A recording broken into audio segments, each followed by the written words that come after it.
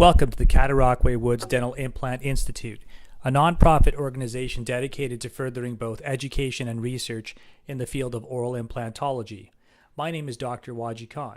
I also run the Top Gun Dental Implant Study Club. For more information, go to the website www.topgundisc.com. So today we have a product review of the MIS C1 implant, MIS standing for Make It Simple. So the outline for these product reviews that we do is we will do a product introduction followed by specifications for the product in terms of packaging and reported features, features in terms of what's new and what's missing, a review of the surgical and prosthetic tools from an ergonomic perspective, performance in terms of price and quality, comparables, case examples, and then finally summary and conclusions. So the MIS C1 implant is I should say a new implant, but one of the newer implants in the line of implants offered by MIS, with the newest being the V3 implant, which from the date of the production of this product review is not available in Canada.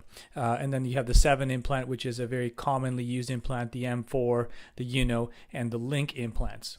So in terms of product introduction, the C1 is one of the latest offerings. The 7 was reported to be one of the world's best-selling implants, and established in 1995, MIS Implant Technologies is at the forefront of development and production of advanced products and solutions aimed to simplify implant dentistry. And from the perspective of simplification, this means efficiency. Efficiency means lower price, which you can offer to your patients.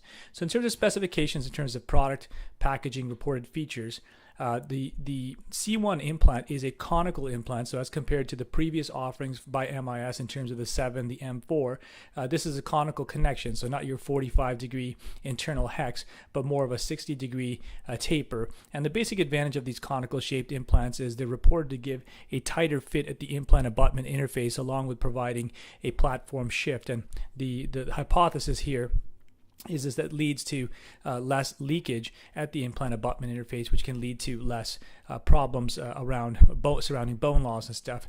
The other thing about these conical connections is that they are a much more intimate fit, and you're less likely to have connection problems with these implants. The one downside with conical connection implants is that when you're doing multi-unit cases, it's very difficult to achieve, unless you've got perfect parallelism, it's very difficult to achieve an engaging engaging prosthesis for these implants. Not to say that it hasn't been done.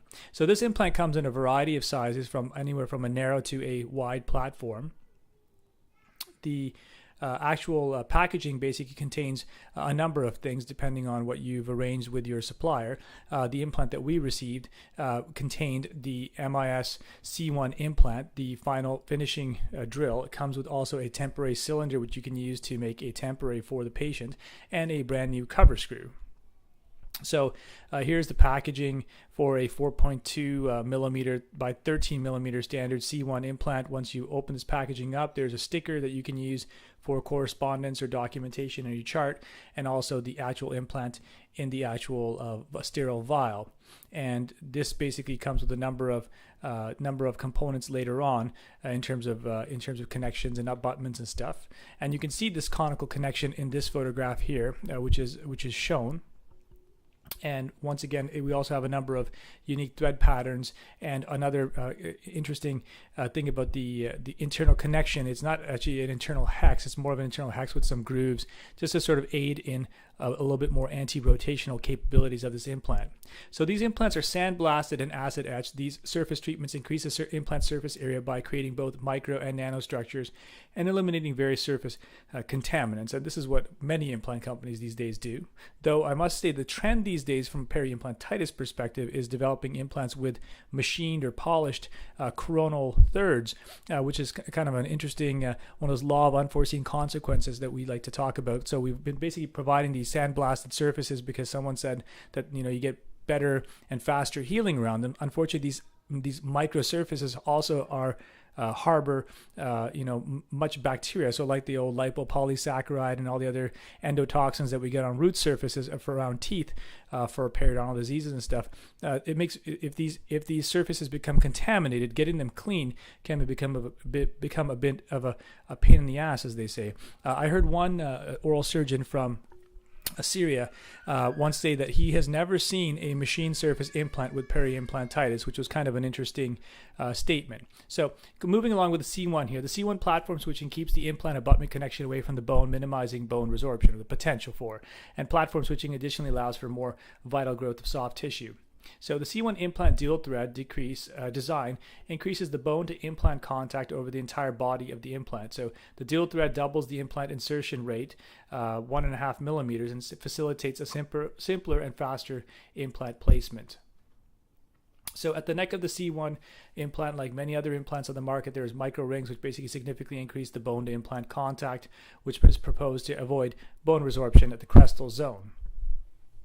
It also features a 60-degree conical connection that ensures a secure fit between abutment and implant. The C1 minimizes micro movements, reducing bone loss at the crestal level. It also has a 6-position cone index. That's what I was sort of talking about in terms of the interesting connection. So it's not just an internal hex, but it also has these other little grooves that sort of helps that anti-rotational component of the implant within the conical connection to help orient the implant during insertion, as well as placing the abutment into the proper position. The C1 also features a domed apex, which provides a high tolerance and safe procedure during insertion. 2 cutting blades at the implant apex establish the self-tapping properties of the C1, supporting a simpler, safer, and faster procedure. And this is in comparison to something like, say, the Nobel Active implant, which has a cutting apex. So it's not a domed apex, it's a cutting apex. So if you're doing something like a sinus lift and placing implants and your implant at the same time, this sort of implant isn't going to potentially perforate your membrane, whereas something like an implant, a Nobel Active, has the potential to. So reported features, basically what's new and what's missing for this implant. So in terms of the surgical and prosthetic tools that are available, here's what the surgical kit looks like. From an intuitive perspective, it takes a little bit of getting used to in terms of how it sort of like moves, but it basically has everything you sort of need, just like many of the other surgical kits that are out there on the market. In terms of the surgical motors and stuff that are provided, it's a standard implant med W&H unit, which you can buy from MIS.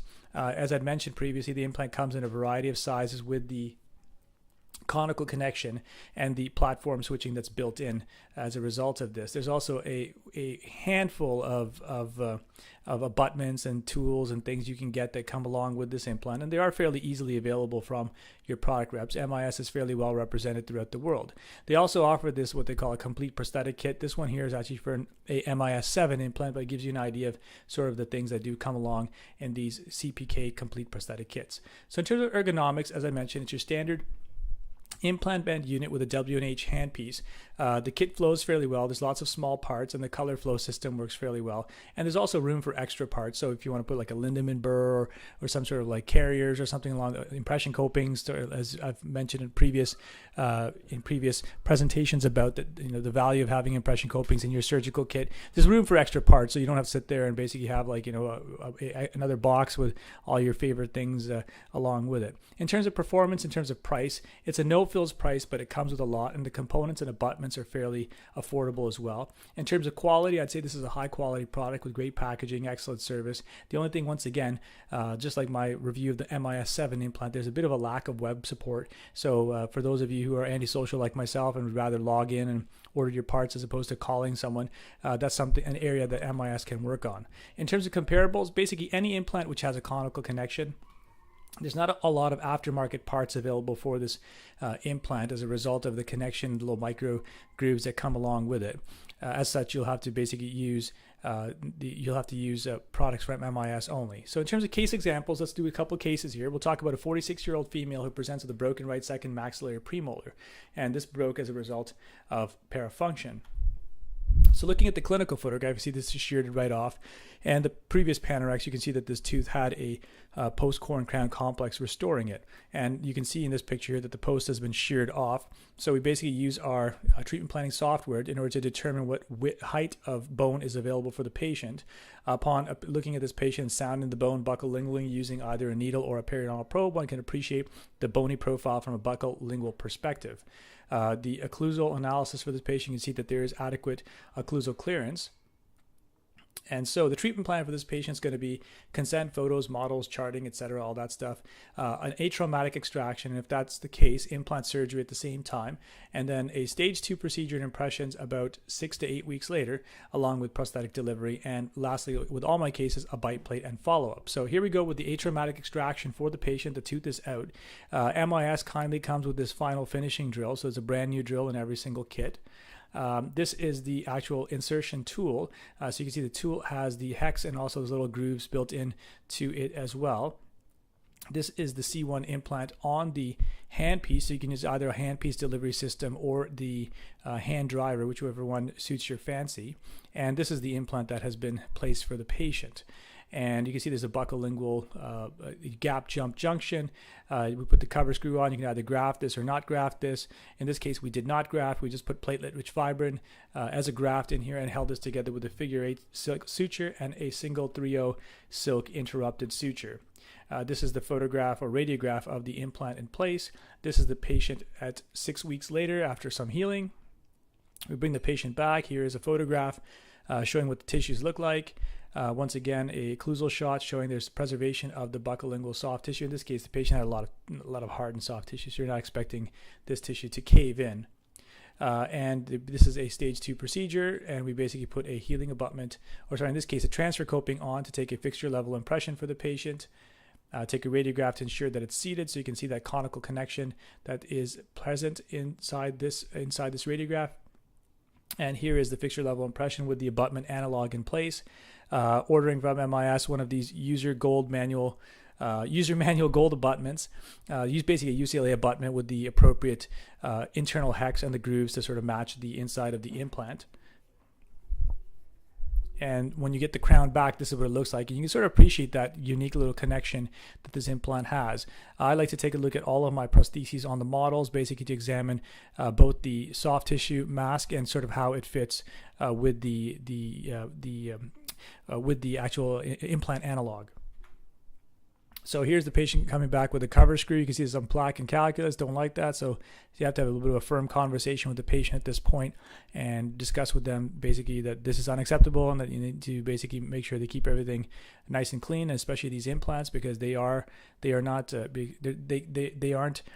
susceptible to disease as well, which is kind of an interesting point. I always find kind of funny where all these people get this impression that implants are something which aren't susceptible to disease. So removing that healing abutment, you can see that the tissue looks pretty good, minus a little bit of pinpoint bleeding in one particular area. And looking at the crown that has been inserted for the patient at this point in time, you can see there's some blanching of the soft tissue, which after, looking at the radiograph here, so you can see that the crown is fitting well on this conical connection on this radiograph. And clinically, as we discussed, the blanching of the tissue, after about 5 or 10 minutes, that goes away, which leads to a beautiful emergence profile for the crown. And here's just an occlusal shot prior to covering this up with Teflon and a composite resin plug.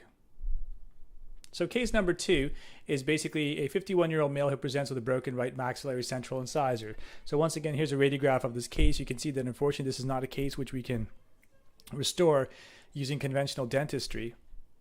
The Panorex basically reveals that there's an adequate height of bone, and sounding the bone buccolingually, there is an adequate amount of a bone in this dimension as well.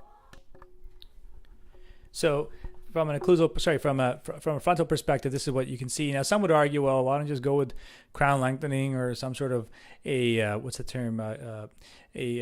crown lengthening procedure for this patient in order to get better ferrule, go with another post-core crown complex. In this case, we discussed these options with the patient along with the risks that would be associated with these, but the patient decided to go with an implant retained restoration. So after getting an atraumatic extraction, let's discuss the treatment plan first. So consent photo models, charting, going through options and stuff, atraumatic extraction, implant surgery, followed by stage 2 procedure impressions, once again, prosthetic delivery and bite plate and follow-up for this patient. So we go with an atraumatic extraction for the patient. In this shot, you can see that we've taken our precision drill, our pilot drill, and basically created a screw-retained osteotomy in that dense palatal bone for this patient. We then go with this time, in this case, we're going with a 5 millimeter 13 by 13 millimeter wide implant for the patient. And once we open the packaging up, you can see that basically, as I've mentioned with MIS in the past, it's kind of death by packaging. So you've got this package on the right with a temporary cylinder package, and the 6 o'clock position is your final drill, and then the actual package which contains the sterile implant along with stickers and the cover screw. So as I mentioned before, MIS comes with this beautiful brand new final drill for every single patient. So this drill is also really cool for especially if you use it at a slow speed, say around 200, 300 RPM, for picking up bone if you like doing autogenous bone grafts for your patients. So once again, this is a different driver. So for the wider implant, similar to the narrow platform implant, it has the internal hex along with the little grooves to pick up the implant. Here's the implant in place, and here's the implant placed inside the patient. And you've got this beautiful view of those grooves that are inside that internal hex. You can see in this patient as well, there's a bit of a buccolingual gap jump junction after putting the cover screw on for the patient. In this case, I believe we didn't graft either. We basically put platelet-rich fibrin in for the patient along with a figure-8 retention suture. And this is the patient when they come back for follow-up for stage 2 procedure. A impression coping is put into place. I like these impression copings. They really grab a lot of material, which prevents any sort of like distortion after the fact. So you're getting a crown which has issues and doesn't fit. You take a radiograph to ensure that that impression coping is seated. Here's the actual impression for the patient. And once again, I like placing those implant analogs in for the patient so as there's to be less error potentially introduced by the lab. And this is the patient with the cover screw in place. We removed that, or I think that was a healing abutment, not a cover screw. And after we remove that healing abutment, you can see the beautiful soft tissue. And in this case, you can see there is maintenance of a fairly nice amount of buccolingual width. This is once again just an evaluation of the lab work. So I like to take a look at the crown on the actual implant analog and also with the soft tissue mask. And this is the patient's bed that has been created. In this case, I believe we had a temporary crown for the patient, and this is the crown inserted. And as you can see, the patient is very happy with the aesthetics and appearance of this crown. So in summary, basically the product introduction, specifications in terms of product packaging, reported features in terms of what's new and what's missing, surgical and prosthetic tools and ergonomics, performance in terms of price and quality, comparables, case examples, and the summary and conclusions. So conclusions for this product. It's an excellent product. It's easy to use. It's got decent customer support, and it's a tremendous value. It is a conical connection, which is like many of the conical connections on the market, which has a lot of promise in terms of reducing leakage of the implant abutment interface. This particular implant also has those little micro grooves. I'm not really sure what the long-term value of them are, but it does have that, which does make it a bit different from some of the other conical connection implants that are out there.